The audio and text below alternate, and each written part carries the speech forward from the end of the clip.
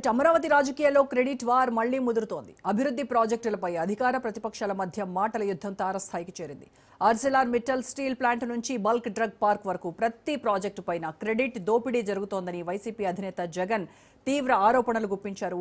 తమ హయాంలోనే పెట్టుబడులకు పునాది పడిందని, భూముల ఎంపిక నుంచి కంపెనీలతో చర్చల దాకా అన్ని ప్రక్రియలు పూర్తయ్యాయని చెప్పిన జగన్ ఇప్పుడు వాటిని తమ విజయాలుగా చూపించుకోవడం చంద్రబాబు స్టైల్ అంటూ విమర్శించారు.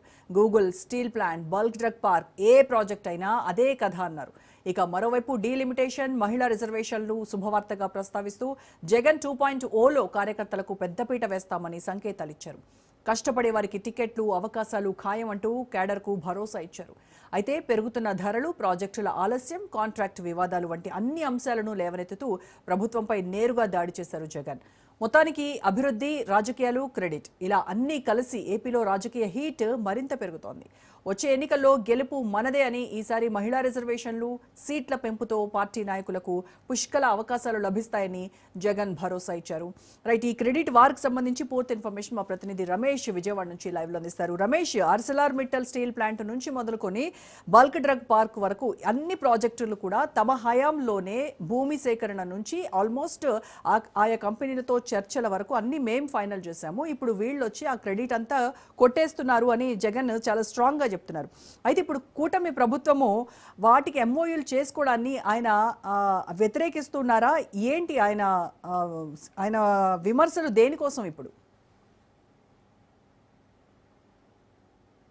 ప్రధానంగా కూటమి ప్రభుత్వం అధికారంలోకి వచ్చిన తర్వాత రాష్ట్రానికి పెద్ద ఎత్తున పరిశ్రమలు వస్తున్నాయి, ఉద్యోగ అవకాశాలు వస్తున్నాయని కూటమి ప్రభుత్వ పెద్దలు చెప్తున్నారు. అదే జగన్ అధికారంలో 5 కాలంలో రాష్ట్రం నుంచి పరిశ్రమలు ఇతర రాష్ట్రాలకు తరలి వెళ్ళాయి, ఉద్యోగ ఉపాధి అవకాశాలు యువతకు దక్కలేదు. కానీ మేము వచ్చిన తర్వాత రాష్ట్రాన్ని అభివృద్ధి పదంలో నడిపిస్తున్నాము, ఒకవైపు సంక్షేమాన్ని ఇస్తున్నాము, మరోవైపు డెవలప్మెంట్ చేస్తున్నాము. మా కృషి కారణంగానే ఇప్పుడు పెట్టుబడులు రాష్ట్రానికి వస్తున్నాయని చెప్పుకునే ప్రయత్నం చేస్తున్నారు. ఈ నేపథ్యంలోనే వైసీపీ అధినేత జగన్మోహన్ రెడ్డి కూడా కూటమి ప్రభుత్వం అధికారంలోకి వచ్చిన తర్వాత ఈ క్రెడిట్ వార్ అంశాన్ని తెరపైకి తీసుకురావడం జరిగింది. ప్రధానంగా వైఎస్ఆర్ కాంగ్రెస్ పార్టీ అధికారంలో 5 కాలంలో రాష్ట్రానికి సంబంధించి ఎలాంటి పరిశ్రమలు వచ్చాయనే అంశాలను ఒక్కొక్కటిగా చెప్తూ ఉన్నారు. తాజాగా విశాఖలో ఏర్పాటైనటువంటి ఆర్సెల్ఆర్ మిట్టల్ స్టీల్ ప్లాంట్ కి సంబంధించి కూడా ఇప్పటికే తెలుగుదేశం కూటమి తమ కృషితోనే ఈ స్టీల్ ప్లాంట్ రాష్ట్రానికి వచ్చింది. దీంతో పెద్ద ఎత్తున రాష్ట్రం అభివృద్ధి పదంలో దూసుకెళ్లబోతున్నట్టు ఒకవైపు అధికార పార్టీ నేతలు చెప్తున్నటువంటి నేపథ్యంలో దీనికి కౌంటర్ గానే ఈ క్రెడిట్ వార్ అనే అంశాన్ని జగన్మోహన్ రెడ్డి మరోసారి ప్రస్తావించడం జరిగింది. తమ హయాంలోనే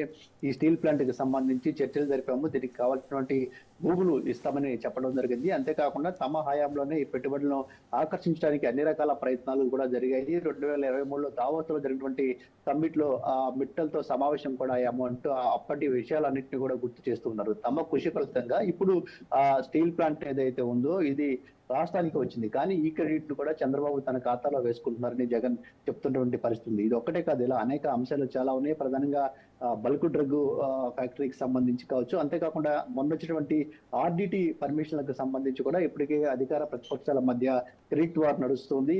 ఈ ఆర్డిటి సంస్థ ఏదైతే ఉందో దీనిని తాము పరిరక్షించామని ఒకవైపు కూటమి ప్రభుత్వం చెప్తుంటే, లేదు తాము పోరాటం చేయడం వల్లనే దానికి అన్ని రకాల పర్మిషన్లు కూడా వచ్చాయి, ఈ క్రెడిట్ కూడా తమదని వైఎస్ఆర్ కాంగ్రెస్ పార్టీ చెప్తుంది.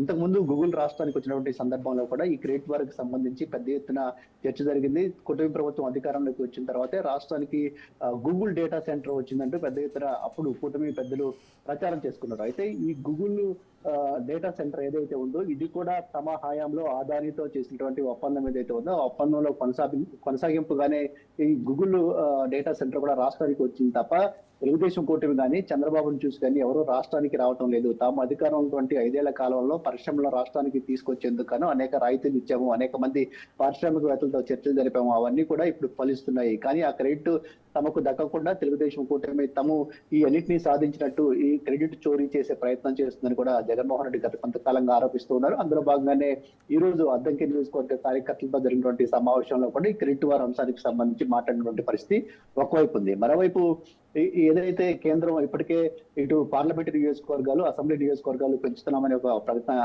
చేస్తూ ఉందో, దానికి సంబంధించినటువంటి సమాచారాన్ని ఇస్తూ ఉందో, దీనికి సంబంధించి కూడా ఆయన వ్యాఖ్యలు చేయడం జరిగింది. ఇటు లోక్సభ స్థానాలు కావచ్చు, అసెంబ్లీ స్థానాలు కావచ్చు, ఇవి పెరగటం వల్ల వైసీపీ కార్యకర్తలు రానున్నటువంటి రోజుల్లో నాయకులుగా ఎదిగే అవకాశం ఉంటుంది. ఇది ఒక శుభ పరిణామం అని చెప్తున్నారు. అంతేకాకుండా మహిళలకు 33% రిజర్వేషన్లు కల్పించడానికి అవకాశం కూడా ఉంటుంది. వైసీపీ అధికారంలో ఉన్నటువంటి సమయంలోనే ఈ 33% రిజర్వేషన్లు మహిళలకు అనేక పదవుల్లో కల్పించడం జరిగింది. ఇటు పార్టీ పదవుల్లో కావచ్చు, ప్రభుత్వ పదవుల్లో వీటన్నిటిలో ఇచ్చామని కూడా జగన్మోహన్ రెడ్డి గుర్తు చేస్తూ ఉన్నారు. ఇప్పుడు వైఎస్ఆర్ కాంగ్రెస్ పార్టీ కోసం ఎవరైతే కష్టపడి పనిచేస్తున్నారు వీరంతా కూడా రానున్నటువంటి రోజుల్లో ఇప్పుడు ఈ అసెంబ్లీ సీట్లు కానీ లేదంటే లోక్సభ సీట్లు కానీ పెరిగినటువంటి నేపథ్యంలో వారు నాయకులుగా ఎదగడానికి అవకాశం దొరుకుతుందని కూడా జగన్మోహన్ రెడ్డి చెప్తున్నారు. మరోవైపు ఈ రోజు పార్టీకి సంబంధించి అద్దంకి నియోజకవర్గ కార్యకర్తలతో సమావేశమయ్యారు. అంతకుముందు కూడా ప్రతి నియోజకవర్గానికి సంబంధించినటువంటి స్థానిక సంస్థల ప్రజాప్రతినిధులు ఎవరైతే ఉన్నారో వారందరితో కూడా సమావేశం కావాలని గతంలోనే నిర్ణయం తీసుకోవడం జరిగింది. దానికి అనుగుణంగా ఇప్పటికే కొన్ని నియోజకవర్గాలతో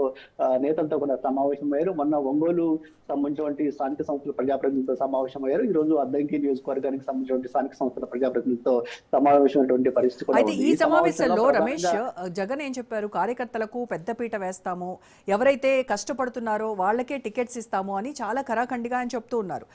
ఆ జగన్ ఇచ్చేటువంటి భరోసాని నాయకులు ఏ రకంగా రిసీవ్ చేసుకుంటున్నారు? ఎందుకంటే గతంలో ప్యాలెస్ పాలిటిక్స్ జరిగాయి, కేవలం 5 వ్యక్తులే ఈ మొత్తం పార్టీని నడిపించే వాళ్ళు అనేటువంటి ఒక అసంతృప్తి అయితే పార్టీలో ఉంది.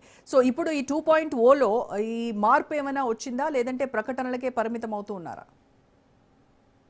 అంటే గతంలో జగన్మోహన్ రెడ్డి 5 ఏళ్ల కాలంలో అధికారంలో ఉన్నటువంటి సమయంలో పార్టీ కార్యకర్తలకి నేతలకి పెద్దగా ప్రాధాన్యం ఇవ్వలేదని ఒక విమర్శ అయితే ఆ పార్టీ అధినేత పైన కానీ ఆ ప్రభుత్వం పైన కానీ ఉంది. అదే సందర్భంలో గత 5 ఏళ్ల కాలంలో కూడా వాలంటీర్లకే ఎక్కువ ప్రాధాన్యం ఇచ్చారు. వారి ద్వారానే సంక్షేమ పథకాలు కూడా అందించినటువంటి పరిస్థితి కూడా ఉంది. ఈ సందర్భంలో కార్యకర్తలు నిర్లక్ష్యానికి గురయ్యారనే వేదన కూడా పార్టీ నేతల్లో పై స్థాయి నుంచి కింది స్థాయి వరకు కూడా ఉన్నటువంటి పరిస్థితి ఉంది. ఈ అన్ని అంశాలను కూడా పార్టీ అధినేత జగన్మోహన్ రెడ్డికి గత ఎన్నికల్లో ఓడిపోవడానికి కారణమనే అంశాన్ని కూడా పార్టీకి సంబంధించిన కీలక నేతలు ఇప్పటికీ అధినేత దృష్టి కూడా తీసుకువెళ్లారు. దీంతో జగన్మోహన్ రెడ్డి కూడా గత 5 ఏళ్ల కాలంలో జరిగినటువంటి అంశాలకు సంబంధించి తప్పులకు సంబంధించి కొంత రియలైజ్ అయినట్టు కనిపిస్తుంది. వాటిని సరిదిద్దుకునే ప్రయత్నం కూడా చేస్తూ ఉన్నారు. అందులో భాగంగానే వచ్చే ఎన్నికల్లో కానీ లేదంటే తాము అధికారంలోకి వచ్చిన తర్వాత కానీ ఈసారి ఖచ్చితంగా కార్యకర్తలకే పెద్దపీట వేస్తామని హామీని అయితే పదే ఇస్తూ ఉన్నారు. దానికి జగన్ 2.0 అనే ఒక పేరు కూడా పెట్టడం జరిగింది. ఇప్పుడు ప్రతిపక్షంలో ఉన్నటువంటి సందర్భంలో ఈ 5 ఏళ్ల కాలం పాటు ఎవరైతే పార్టీ కోసం కష్టపడి పనిచేస్తారో ఖచ్చితంగా వారందరినీ గుర్తిస్తాము. వారందరినీ ఎవరెవరు పార్టీ కోసం ఎలాంటి కార్యక్రమాలు చేస్తూ ఉన్నారు, పార్టీని బలోపేతం చేసేందుకు ఎలాంటి ప్రయత్నాలు చేస్తూ ఉన్నారు, ప్రభుత్వాన్ని ఎదిరించే విషయంలో, ప్రభుత్వ వైఫల్యాన్ని ప్రజల దగ్గరికి తీసుకెళ్లే విషయంలో కార్యకర్తలు ఎవరైతే యాక్టివ్ గా పనిచేస్తూ ఉన్నారో ఖచ్చితంగా వారందరినీ గుర్తిస్తామో, రానున్నటువంటి రోజుల్లో వారికి ప్రాధాన్యం ఇస్తామని కూడా ఆయన పదే చెప్తున్నారు. గతంతో పోలిస్తే కార్యకర్తల విషయంలో, నేతల విషయంలో జగన్ వైఖరి అయితే కొంత మారినట్టు స్పష్టంగా కనిపిస్తుంది. ఈ మారిన వైఖరి ఏదైతే ఉందో ఇది పార్టీ శ్రేణుల్లో కూడా కొంత ఆత్మస్థైర్యాన్ని ఇస్తుంది. ఎందుకంటే జగన్మోహన్ రెడ్డి ఏదైనా ఒక మాట చెప్తే ఖచ్చితంగా దాన్ని చేసి చూపిస్తారు, అమలు చేసి చూపిస్తారు ఒక భరోసా కూడా ఎప్పటి నుంచో కార్యకర్తల్లో ఉంది. ఇప్పుడు జగన్మోహన్ రెడ్డి నేరుగా పార్టీ కార్యకర్తలతో స్వయంగా మాట్లాడుతూ ఉన్నారు, వారి సమస్యలు అడిగి తెలుసుకుంటూ ఉన్నారు. అంతేకాకుండా మళ్ళీ అధికారంలోకి వచ్చిన తర్వాత వాళ్ళకే ప్రాధాన్యం ఇస్తామని చెప్తూ ఉన్నారు. దానికి సంబంధించిన ఒక కసరత్తు కూడా జరుగుతుంది. ఎందుకంటే పార్టీ కార్యకర్తలు ఎలాంటి పనులు చేస్తున్నారు, పార్టీని ఎట్లా బలోపేతం చేస్తున్నారు అనే సమాచారాన్ని ఎప్పటికప్పుడు తీసుకొస్తున్నారు. ఆ సమాచారాన్ని అంతా డిజిటలైజ్ చేస్తూ ఉన్నారు. ఆ డిజిటలైజ్ చేసినటువంటి సమాచారం ఆధారంగా రానటువంటి రోజుల్లో పదవులు ప్రభుత్వంలో ఇస్తాము, పార్టీలో కూడా ఇస్తామని చెప్తున్నారు. కాబట్టి ఖచ్చితంగా పార్టీ శ్రేణుల్లో మాత్రం ఇది ఒక భరోసాని నింపే ప్రయత్నం కూడా చేస్తుందనైతే ఖచ్చితంగా చెప్పుకోవచ్చు. గతంలో జగన్ పార్టీ కార్యకర్తల విషయంలో వ్యవహరించిన తీరుకు ఇప్పటికీ చాలా వ్యత్యాసం ఉంది. గతంలో ఆయన పార్టీ కార్యకర్తలను పెద్దగా కలుసుకునే అవకాశం ఉండేది కాదు. 5 ఏళ్ల పాటు అధికారంలో ఉన్నప్పటికీ ఆయన కేవలం సంక్షేమ పథకాలు అమలుకు సంబంధించి బటన్లు నొక్కే కార్యక్రమం పైన ఎక్కువ దృష్టి పెట్టారు. తాడేపల్లి ప్యాలెస్ నుంచి కావచ్చు, లేదంటే విజయం క్యాంపు కార్యాలయం అవ్వచ్చు, ఏదైనా సరే అక్కడి నుంచే పరిపాలన అంతా కొనసాగించినటువంటి పరిస్థితి. అంతేకాకుండా బహిరంగ సభల్లో మాత్రమే మాట్లాడినటువంటి పరిస్థితి, కార్యకర్తలతో నేరుగా మాట్లాడినటువంటి సందర్భాలు కానీ పార్టీ ద్వితీయ శ్రేణి నేతలతో నేరుగా మాట్లాడినటువంటి సందర్భాలు చాలా తక్కువ ఉన్నాయి. కానీ మొన్నటి ఓటమి తర్వాత వాటిని సరిచేసే ప్రయత్నం చేస్తున్నారు. క్యాడర్ తో ద్వితీయ శ్రేణి నాయకత్వంతో కూడా స్వయంగా జగన్మోహన్ రెడ్డి మాట్లాడుతున్నారు. కాబట్టి ఇది ఖచ్చితంగా వారికి భరోసా ఇస్తుందని ఆ పార్టీ వర్గాలు కూడా చెప్తూ ఉన్నాయి. Right Ramesh, thank you.